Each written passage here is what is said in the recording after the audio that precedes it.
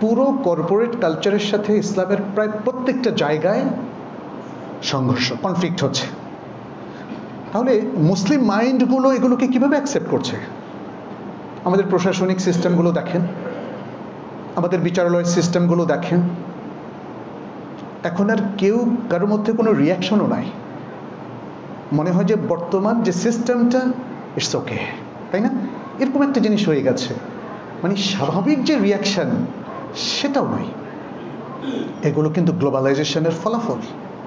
নাটক, সিনেমা সব কিছুতে ভরপুর হয়ে গেছে দেশে, কৃষ্টি, কালচার।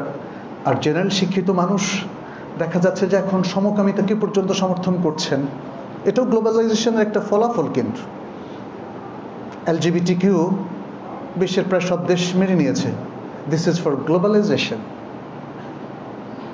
এবং আস্তে আস্তে আস্তে আস্তে আস্তে আস্তে করে সব কিছুকে গা সওয়া, মন সওয়া, কালচার সওয়া করে মুসলিম সমাজের মধ্যে ভিন্ন একটা ভিনদেশি পাশ্চাত্য কালচারটাকে প্রতিষ্ঠিত করা, আর মানুষগুলো সেটাকে মেনে নেওয়া।